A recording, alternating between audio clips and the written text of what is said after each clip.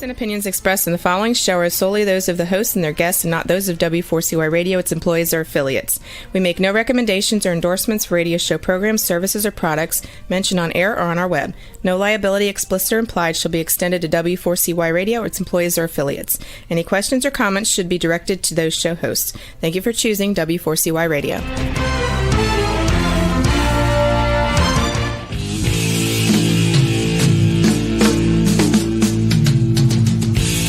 Welcome to Outdoors People with me, C.W. Getz, and her, Maya Marzocchi.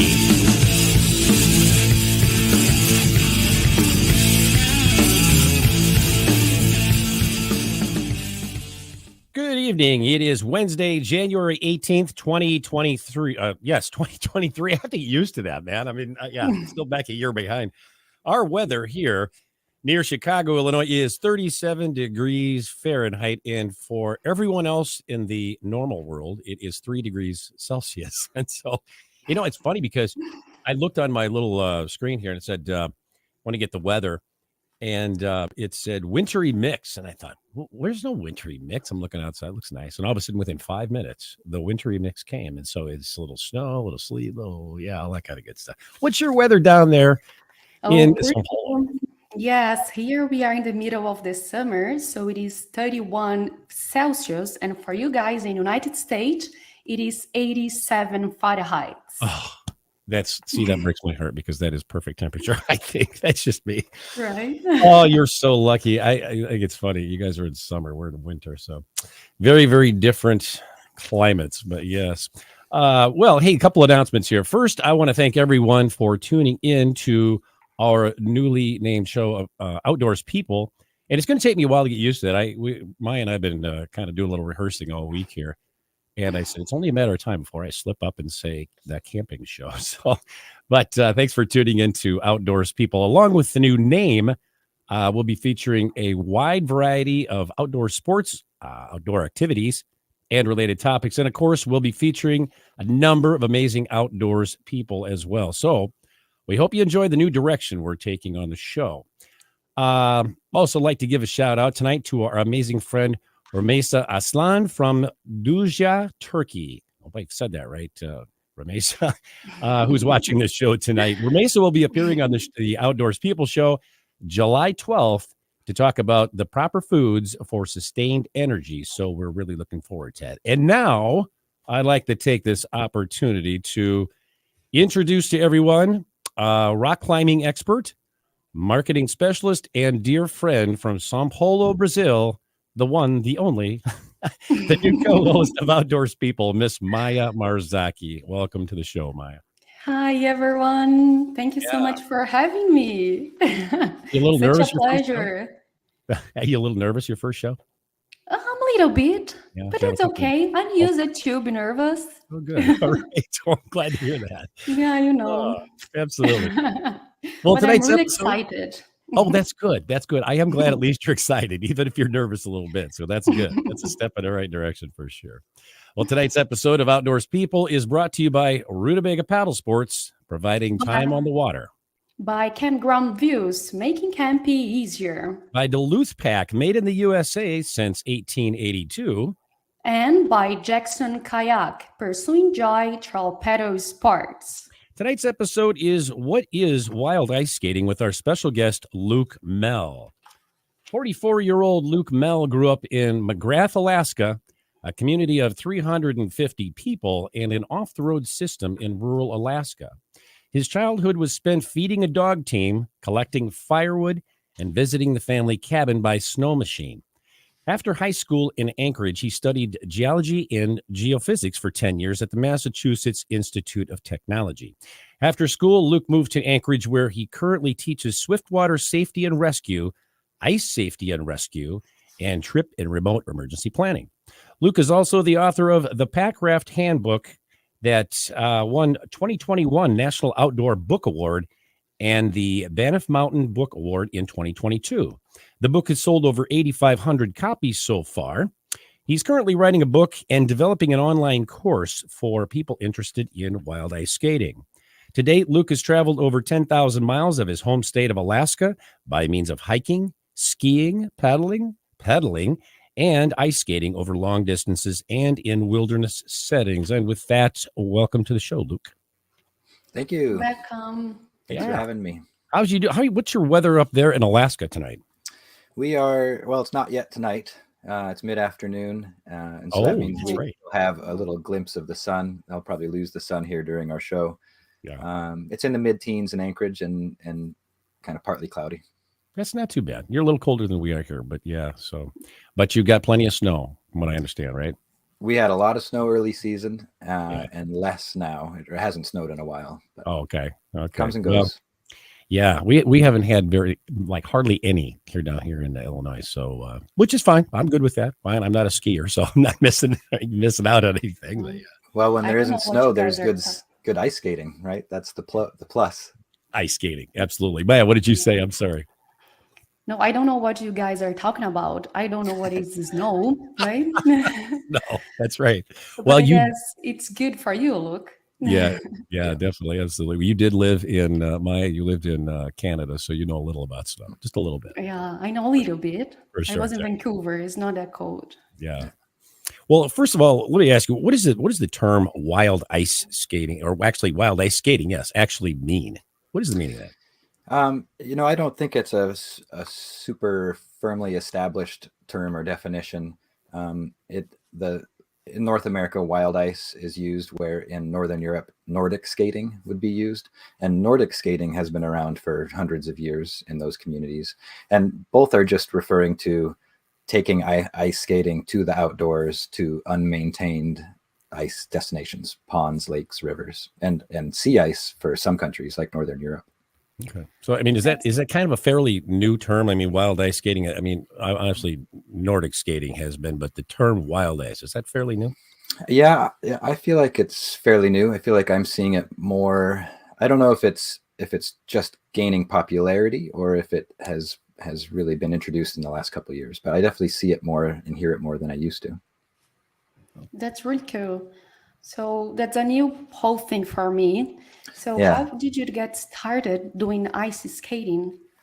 So even though I grew up in Alaska, I didn't do any skating as a kid. I remember maybe once or twice when my folks would shovel a path through the lake, like shovel the snow off the lake so that we could skate. And the skates was like a cardboard box full of skates. Who knows, where they came from and what sizes they were, but so uncomfortable skates that were cold and not on great ice. So I didn't grow up really appreciating or looking for ice.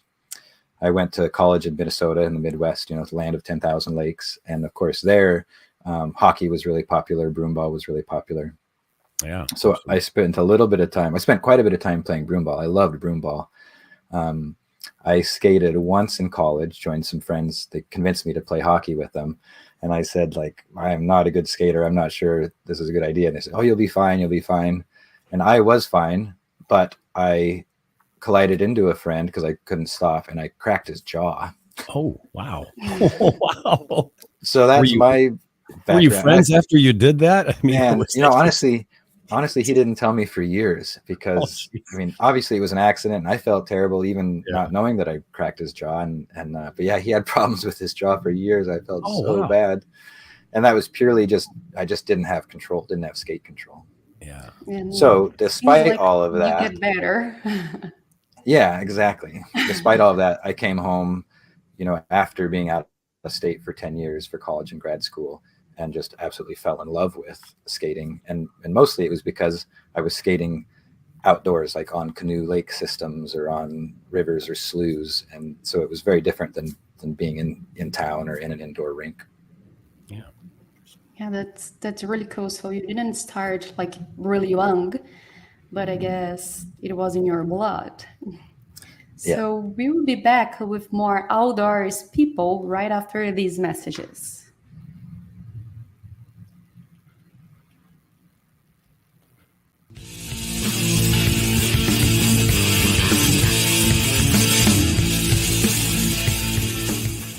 A few years ago, someone asked Rutabaga's owner, Darren Bush, "Hey, how long have you guys been selling boats?"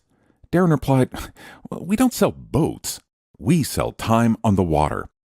Of course, that comes in all types. We help people paddle more safely with Rutabaga outdoor programs. We rent canoes, kayaks, and stand-up paddleboards. We sell and install racks to get you from home to adventure. Rutabaga's got everything you need to get you out on the water, like paddles, life jackets, dry bags, and clothing. Rutabaga Paddle Sports, on the web at rutabaga.com.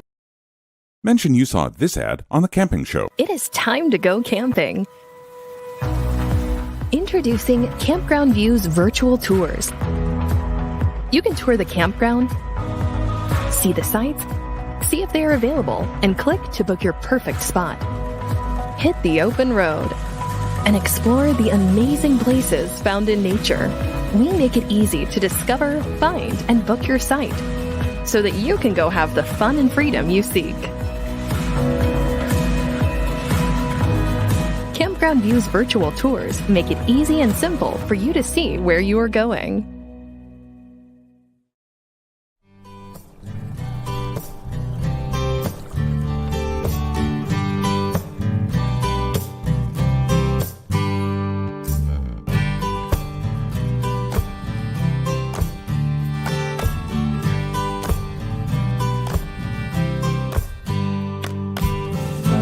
Duluth Pack is handcrafted for every lifestyle, making memories since 1882.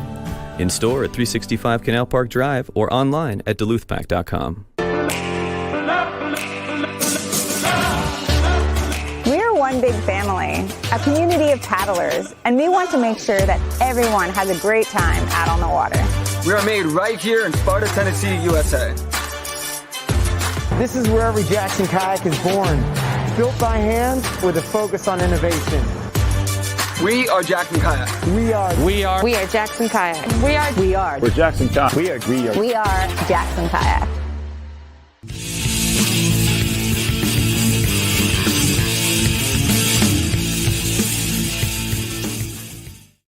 And we're back with our guest, Luc Mehl, here on Outdoors People. We've got some photos and a couple of videos, at least one video I know of that Luc sent. Can we have you put those up and we'll take a look at those? Yeah, what are we looking at here, Luc?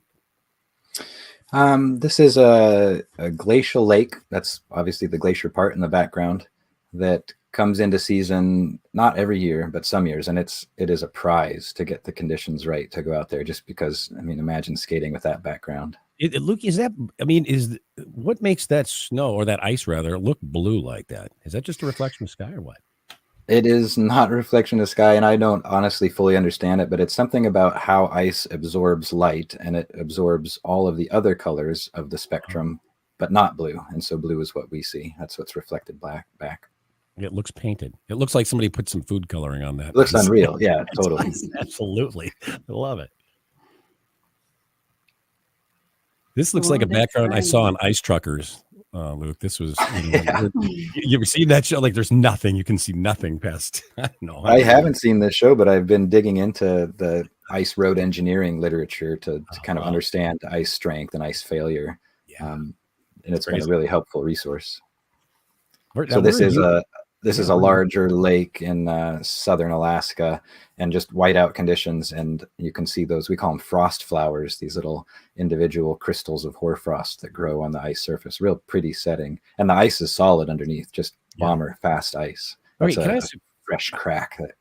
I have to ask, how the hell do you know you're out there when it's like that? Because there's no roads or anything. How do you know? We're navigating with either a GPS unit or more often with our phones, with navigation apps on the phones. Wow. That's got to be a weird feeling, I'm sure. It's an awesome feeling. I mean, I love that part, just exploring, right? It's an opportunity to explore, and you don't leave any footprints. Yeah. Yeah, wow. Well, it looks scary as hell to me, but yeah. That's why he likes. Yeah, He needs his carry. There's a beautiful picture. Yeah, and this is a shallower setting. This is a marsh. And part of what I love about the outdoor skating or the wild ice skating is that, I mean, this is never an area I would visit in the summer because it's a marsh. You can't walk through it. You could probably barely paddle through it, but it's gorgeous, obviously. And so to be able to visit in the winter is a real treat. You know, that's interesting. You can't really paddle through it. You certainly couldn't walk through it, but you can skate on it. So now you can go on territory you couldn't go on otherwise. That's cool. Yeah, it really opens up some of the horizon. Yeah, nice, beautiful picture, by the way. Thank you. It's a beautiful place. And this is pretty close to our home in Anchorage, and my wife, and just out exploring what we can. This is a slough, so probably some brackish water, and just on the other side of that grass is Cook Inlet, is the ocean water. Interesting. What kind of boat are we looking at there? I have no idea. One that's not very functional. It looks like from the war or something, some sort of armored, and how did it get there in the marsh instead of in the water where it's real water? I mean, there's got to be a story there, right? We have huge tides here that we can have, 20-foot tides. And maybe a high water plus storm event probably brought that in, something like that. Wow. That's interesting. It's an interesting looking boat as well. Looks like a house.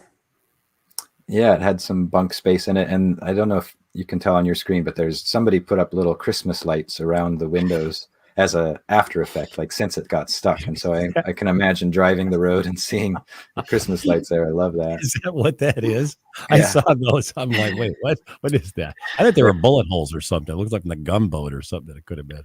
No, there's a small solar panel that's attached to those. Wow. They did it Cool. right. Cool. Okay, so we've got, Juan just told me we've got one video, and this is kind of cool. I really like this, so let's watch that.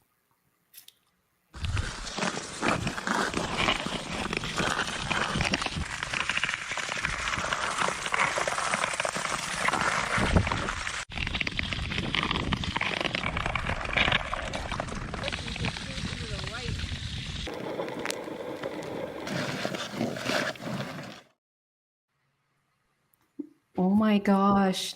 It seems so cold. How you guys can handle? Oh my gosh.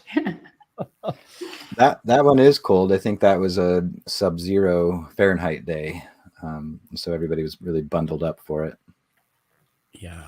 Hey, real quick, let me ask you, when you're skating, you can hear, and I've been ice skating. I actually like it. I actually didn't do really terribly at it the first time I tried it, but there's a sound, and it sounds like the ice is cracked. It's kind of like that ice road truckers thing I was telling you about. Is that's not ice cracking? What is that sound? Is it just the way ice sounds when you skate over it, or is it rough ice, or what is that? Yeah, I think it's just ice is an elastic medium, meaning that when you load it, it bounces back. And so you generate a sound wave during your motion over the ice. And the cool thing for me is that as the source of that sound wave, I don't hear it. But my partner, yeah, exactly. You have to be, I can hear it bounce off of rocks if I'm skating next to like a rock band. Otherwise, I would need to hear somebody else. And the other thing that's cool is that the pitch is proportional to the thickness. So high pitches indicate thin ice and low pitches indicate thick ice. And so if I'm out there and I hear a little like Star Wars laser beam, that's like red alert. That's a thin ice warning. Wow. And if I hear coconuts clonking, then I think, okay, sweet, we got some thick ice here. That's interesting. Wow. And how did you learn that? I mean, is that kind of the trial and error thing, or is that something you read and go, okay, well, that makes sense? It's a mix. And especially in the research I've been doing to put together this online course and the book that I'm working on, it's a really cool mix of things that I've figured out or had theories about based on my own time on the ice, and then academic resources and reading about the ice road engineering, and then also leaning on what the Northern European skaters have already put together. And a lot of that information is not in English. That's the hard part. But those communities have been skating for a long time, and they have their whole suite of tricks and safety protocols and everything. So it's a combination of all of those. That is amazing. Well, let me ask you, what is the best way to discover wild ice? I mean, at the most basic level, it's just going outdoors. And I know there are some groomed and maintained outdoor skating destinations, but there are a lot that aren't. And this is not unique to me or to Alaska or anything, but it's like, if you're going out to the such and such a pond in Illinois or Minnesota, like that is wild ice skating. Then if you are looking to, it's one thing to go somewhere that Parks and Rec has said, yep, the ice is safe, or maybe a social like a Facebook group or something that said, yep, ice is good to go. And then it's something else to maybe be looking for that, to be the first person testing the strength, looking for signs of weakness or instability. And I think we'll get more into that about what you need to pay attention to and what can go wrong. But at the base level, to discover wild ice skating is just to grab your skates, whatever you got, and go outside with them. Really interesting. It's like you try it out, but it feels like it's not something like safe. You must know something before start ice skating, right? I mean, yes and no. Like, for example, my wife and I did a trip out of Bethel, Alaska. It's a community. You have to fly to it, no roads. And we were going to start on river ice, and I generally try to avoid river ice. But we are nervous about, is this a smart thing to do? What if the ice is too thin? And we're literally standing there having this conversation, and a semi truck drives by. Like, not a truck, a semi, a full-size semi. And this is in a town that doesn't even have like road access, So this, anyway, it was very surreal. But if I'm out skating somewhere and I see a semi go by on the ice, I'm thinking green light. I really don't have to be too worried, other than falling on the ice.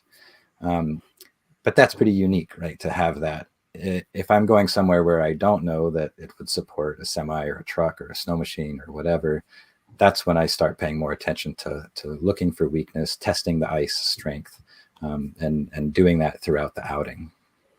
And look, between rivers and lake for ice skating, there is a preference?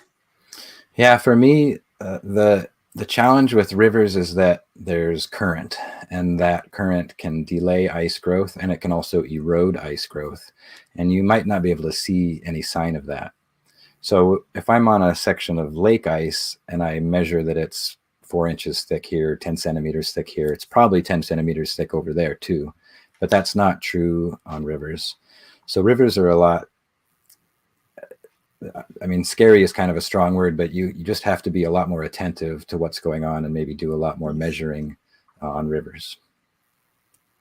I have to mention this today.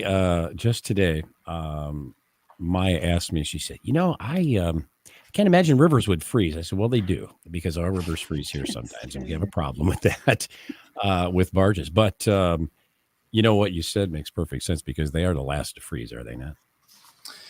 I don't know if we could make a blanket statement like that, but that current it transports warmer water into the environment continuously. It's like a conveyor belt. Mm-hmm. And so that can slow the freezing.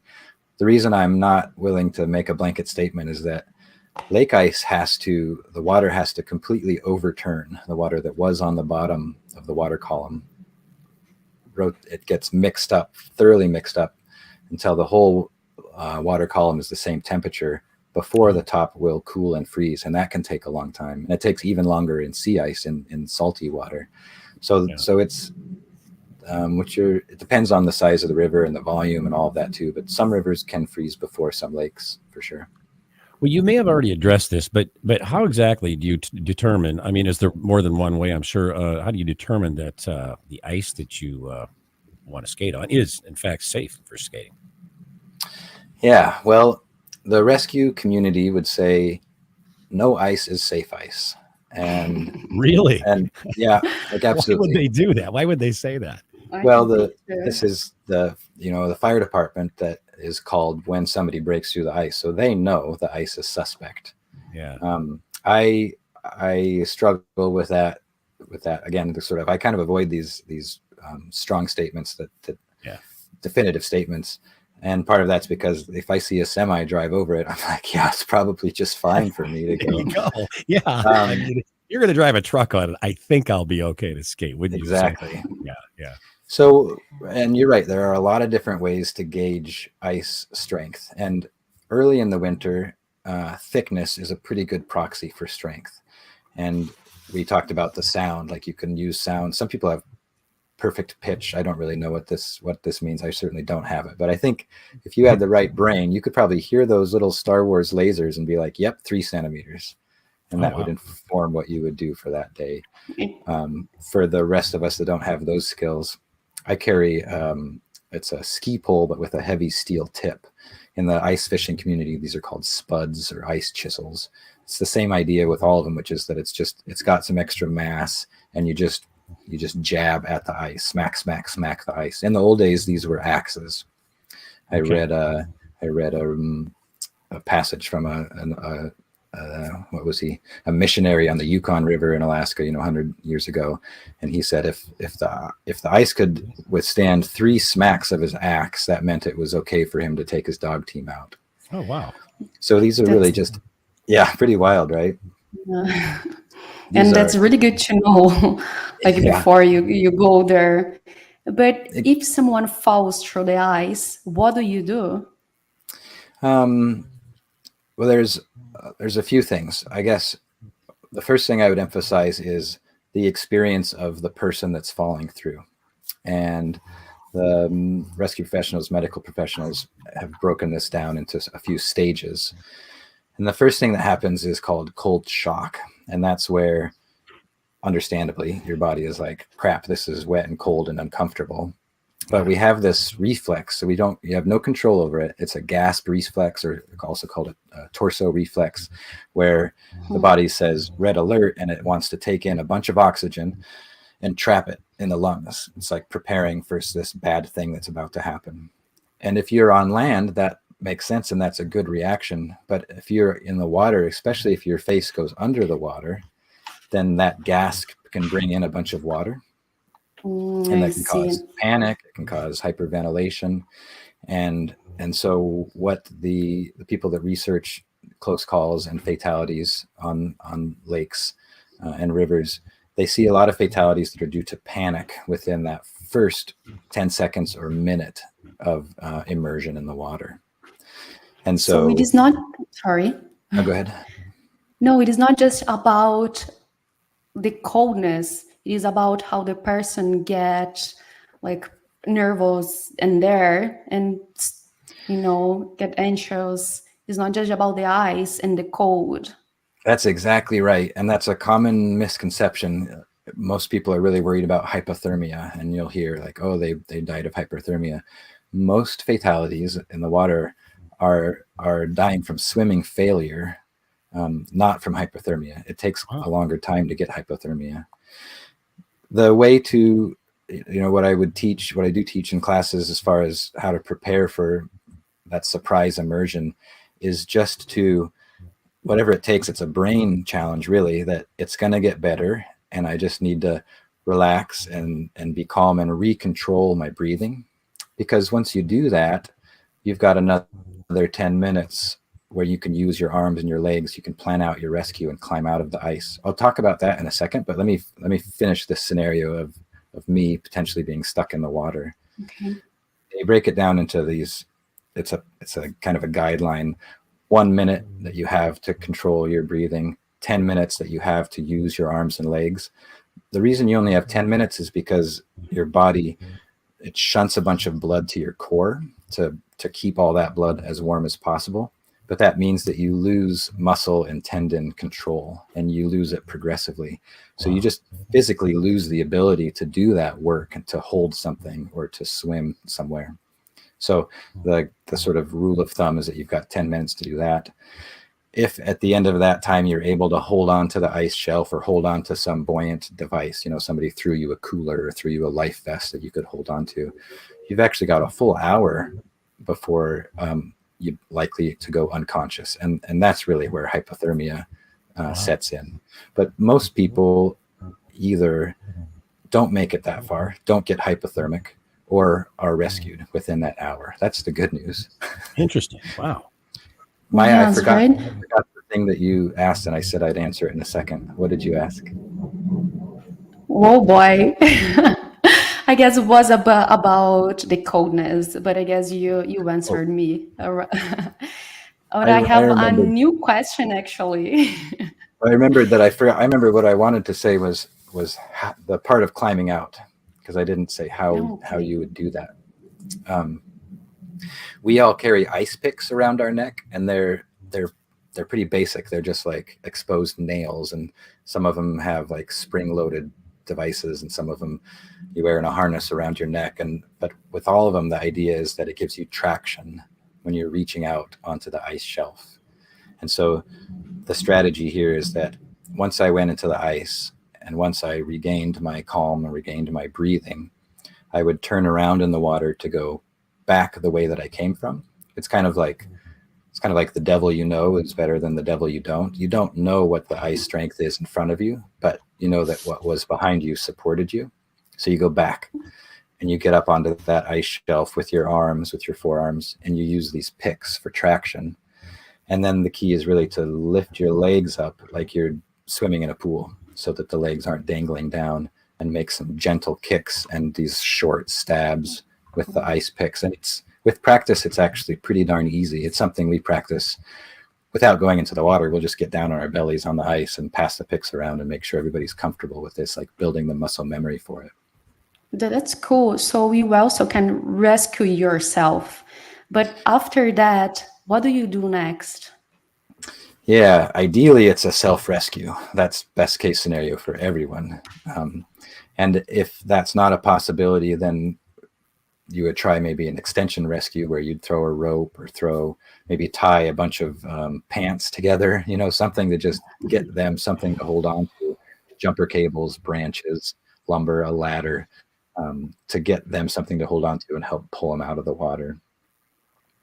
And for either a self-rescue or that extension rescue, that partner rescue, then what you're asking about, like, that person's soaking wet and it's cold out. What do you do now? Yeah. And so now is when you start thinking about hypothermia. And as long as there's wet clothing on the skin, the body loses a ton of heat. Either wet water, like being in the water, or just wet clothing, ton of heat. So an early priority is to get them out of the wet clothing and into dry clothing. We all carry a dry bag in our backpacks that's got a full set of clothing, like puffy pants, puffy jacket, long johns, hat, gloves, socks, so that we're ready to dress somebody out as soon as they get out of the water. And then it's hot fluids, hot sugary fluids. And actually the sugar ends up mattering more than the heat of the fluid. Yeah, that's something I didn't know until more recently. And doing everything you can to prevent further heat loss. The body is just in a position where it's just dumping a bunch of heat and you can't afford to have it dump heat. So it's getting shelter, getting them warm. If they've been in the water for any amount of time, it's getting transit to a medical facility to treat them for hypothermia. Very cool. So now all those films that I have seen that people who falls in the water, in the ice, just go out and get naked and, try to warm up without clothes in the ice, make total sense for me right now. Thank you very much for explaining that. Very good. And we'll be back with more of Outdoors People right after these messages.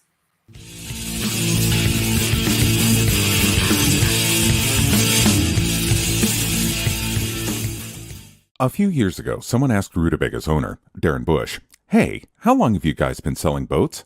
Darren replied, "Well, we don't sell boats. We sell time on the water." Of course, that comes in all types. We help people paddle more safely with Rutabaga outdoor programs. We rent canoes, kayaks, and stand-up paddleboards. We sell and install racks to get you from home to adventure. Rutubaga's got everything you need to get you out on the water, like paddles, life jackets, dry bags, and clothing. Rutabaga Paddle Sports, on the web at rutabaga.com. Mention you saw this ad on The Camping Show. It is time to go camping. Introducing Campground View's virtual tours. You can tour the campground, see the sights, see if they are available, and click to book your perfect spot. Hit the open road and explore the amazing places found in nature. We make it easy to discover, find, and book your site so that you can go have the fun and freedom you seek. Campground View's virtual tours make it easy and simple for you to see where you are going.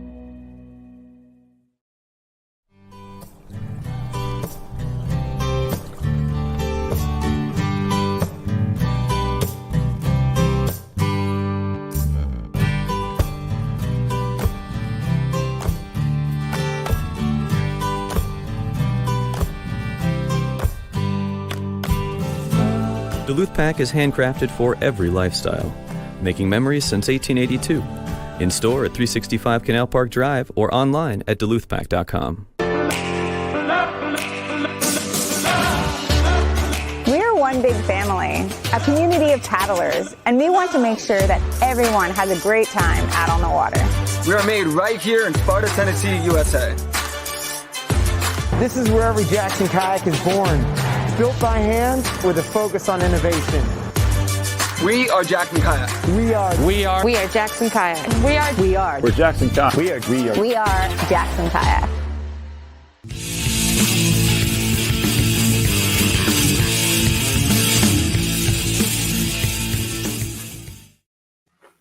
And we're back with our guest, Luc Mehl, here on Outdoors People. Luc, give us just a couple of quick little stories. Tell us a little bit about your wild ice skating multi-day trips, if you would, please. Yeah, these, I never intentionally went out. Well, I did eventually. I guess initially I didn't plan like, oh, I want to do a multi-day ice skate trip.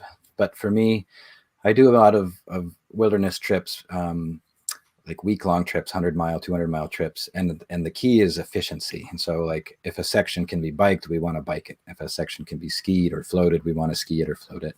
And I planned a trip in Western Alaska. We got reports that there's no snow. This is like a February trip. There's no snow. And I thought, well, if there's no snow, then maybe we can skate on the ice. I knew the river was frozen. So we brought skates on that trip. And sure enough, we were able to skate 50 miles in the first 2 days. And it was just like, this is amazing. Partly because it was easy physically to cover that ground. It's, having that little runner of steel on ice is the most efficient travel that is possible. We can go 10 miles an hour at times. I was just going to ask you, you can do 50 miles in 2 days. That's incredible. Oh yeah. I've had several days now where we go 50 miles in a single day.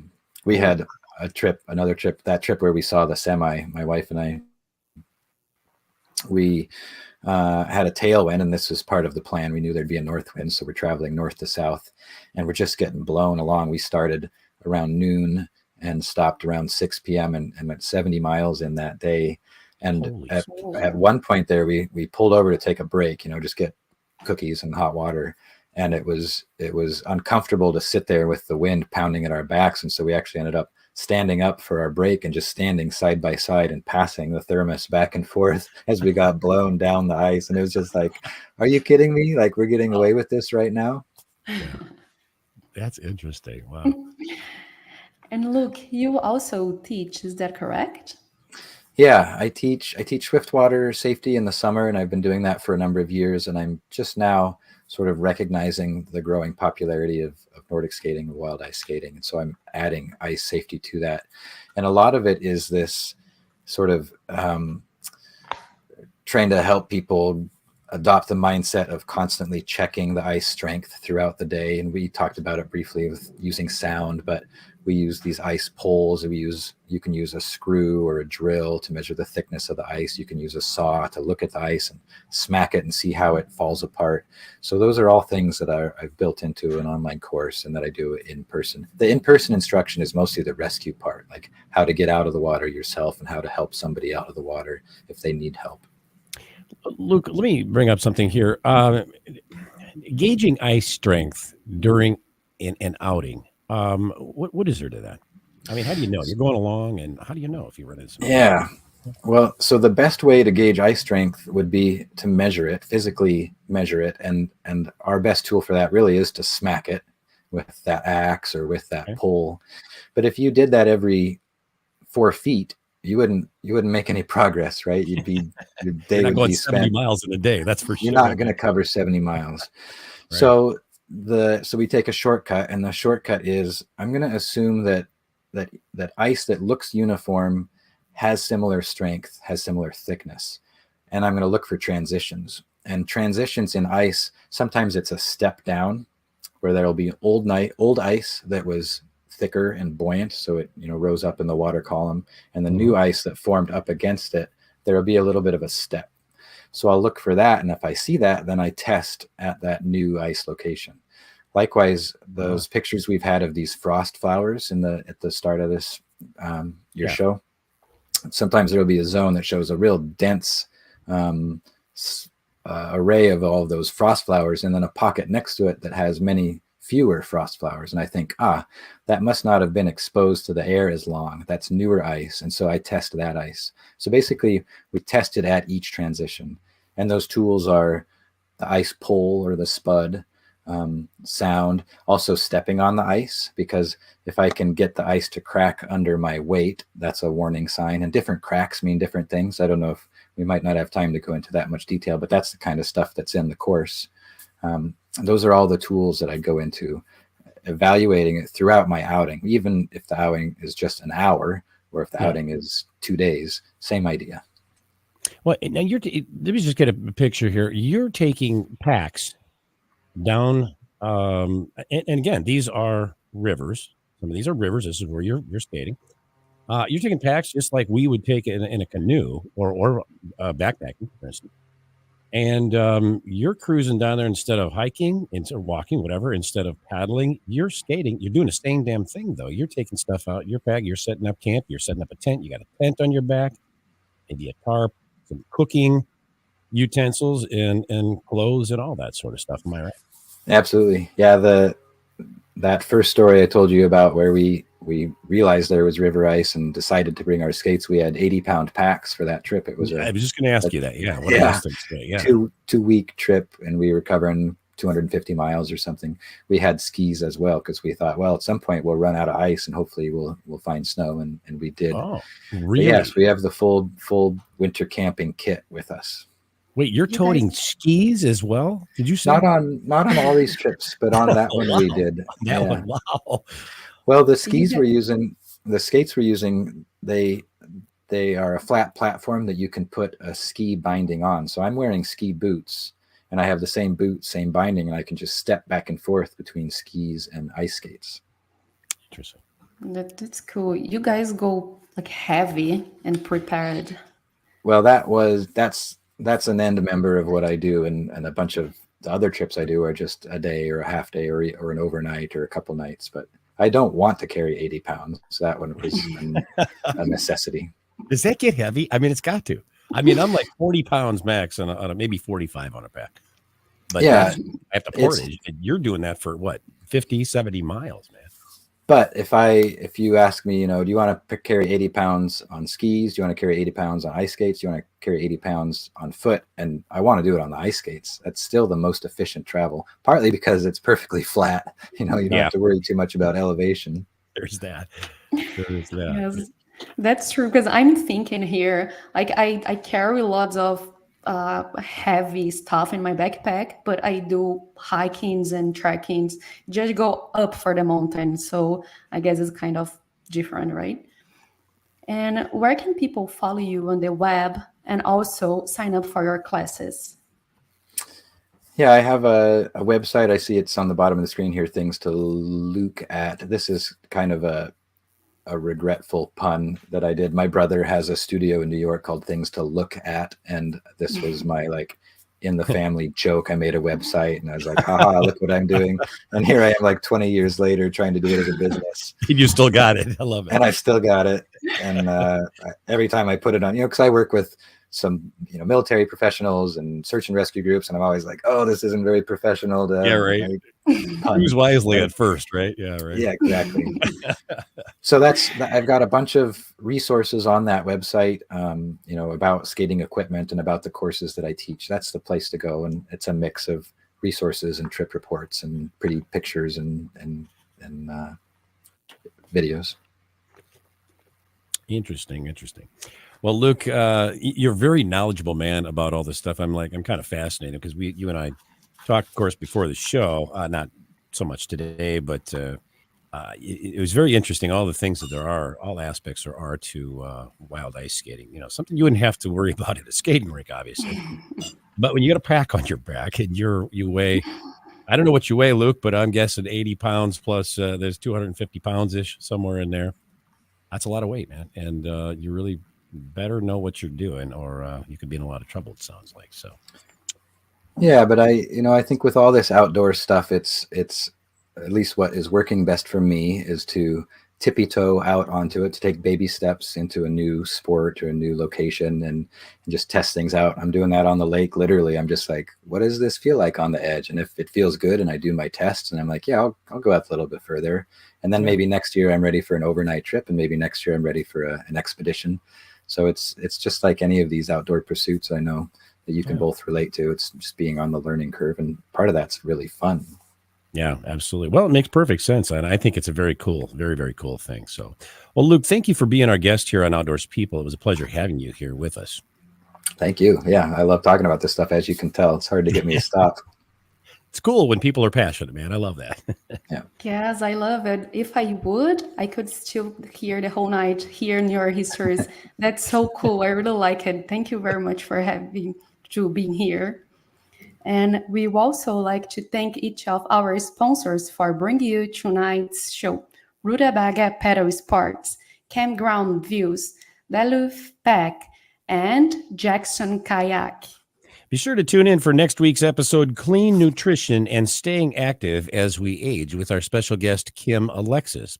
Until then, thanks for tuning in to Outdoors People. See you next week. Ciao.